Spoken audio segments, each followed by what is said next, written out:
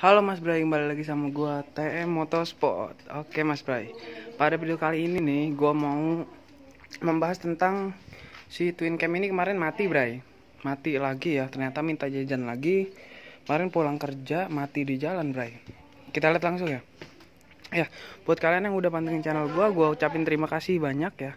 Semoga rezeki kalian bertambah ya, dilancarkan segala urusannya, amin ya robbal alamin. Dan TM Motorsport juga mohon maaf lahir batin ya, minal aizin wal faizin, mohon maaf lahir batin ya.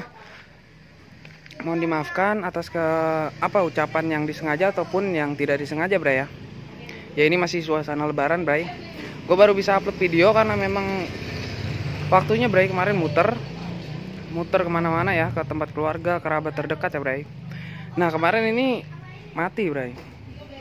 Jadi kemarin mati, si apinya itu hilang. Ya buat kalian itu sebelum merasakan mogok di jalan, lebih baik dicek terlebih dahulu sebelum berangkat kerja ataupun bepergian ya Bray ya. Nah, kita langsung bahas. Ya suaranya agak serak jadi pelan. Yang pertama kemarin pengapiannya ternyata mati Bray.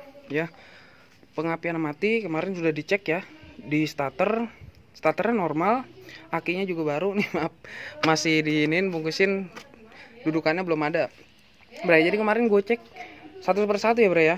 Ini businya gue lepas ya, gue masukin busi, gue starter, ternyata nggak ada api sama sekali, 4 paca Bray. Nah kemarin gue bingung ya, gue kirain timing bela, karena dari pertama gue beli belum diganti Bray. Ya dari pertama gue beli belum diganti timing belnya, gue kirain putus ya. Biasanya kalau nggak putus udah geriginya udah habis, akhirnya topnya lepas atau topnya nggak pas dari settingannya Bray. Ya gue kirain kemarin timing ya. Kalau timing yang lepas gue agak gimana ya, agak pusing juga, karena memang mobil ini kalau timing putus si seher sama si klep bisa beradu Bray ya.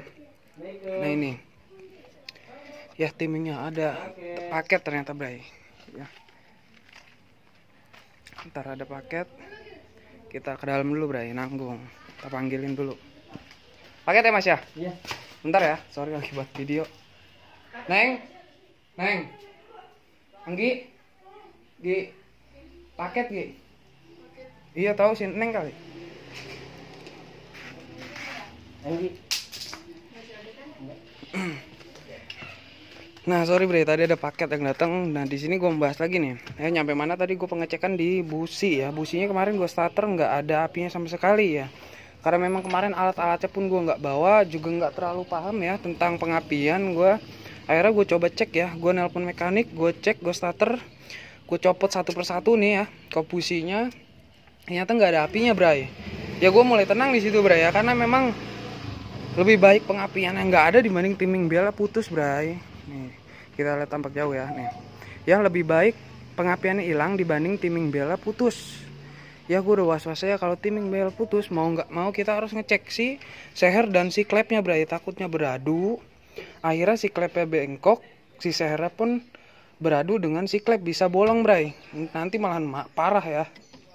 Makanya buat kalian ya, sebelum bepergian atau yang beli mobil bekas diwajibkan ngecek timing bel ya, karena memang mobil tua itu nggak pakai timing chain ya, lebih awet ya. Kalau misalnya rantai keteng lah hitungannya di motor, itu lebih awet dibanding timing bel ya, karena timing bel itu kan terbuat dari karet ya, dia getah sedikit mudah putus ya. Alhamdulillah kemarin nggak, ternyata gue nggak bawa kunci, gue rogoh-rogohannya di Bray, gue gini-gini ternyata alhamdulillah aman ya. Cuma udah agak pecah-pecah, akhirnya kemarin gue ganti juga timing belnya.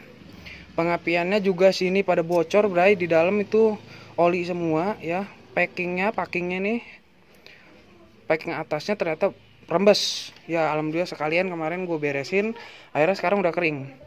Di sini juga di dalam udah kering.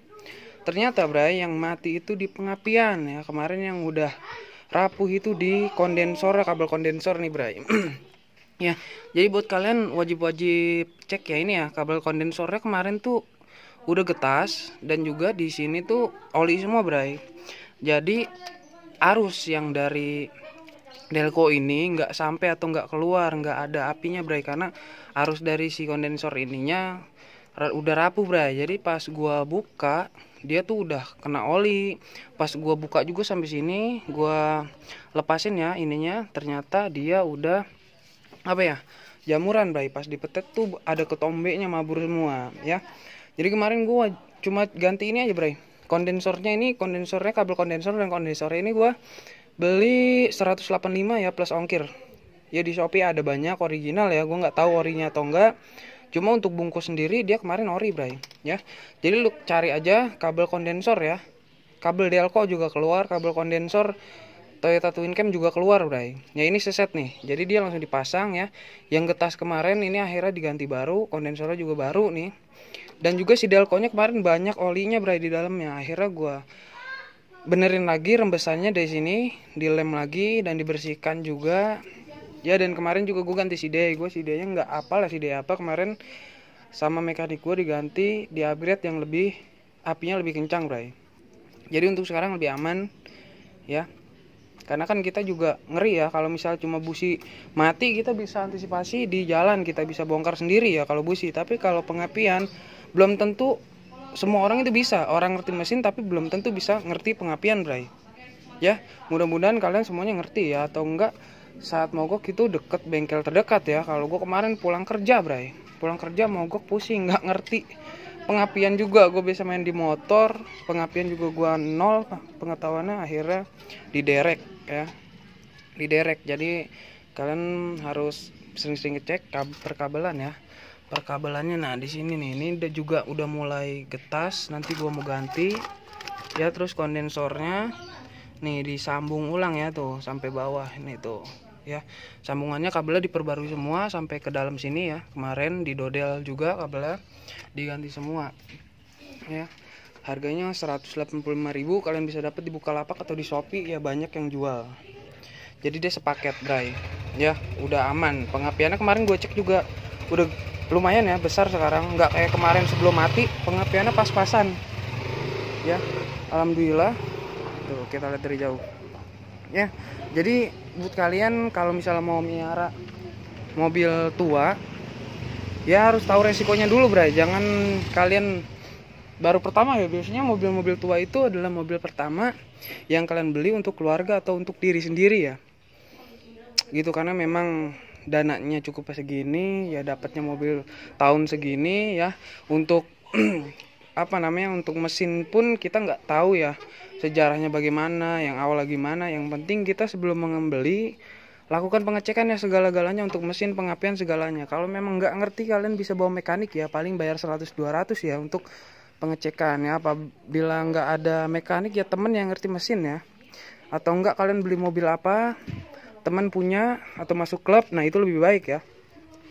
Karena yang biasa megang mobil tua itu udah paham penyakitnya di mana ya. Itu jadi ya, ini lu yang ngikutin video gue dari awal ya udah tahu ini jajannya apa aja. Udah lumayan bray, udah habis sekitar 6 juta 7 juta ya.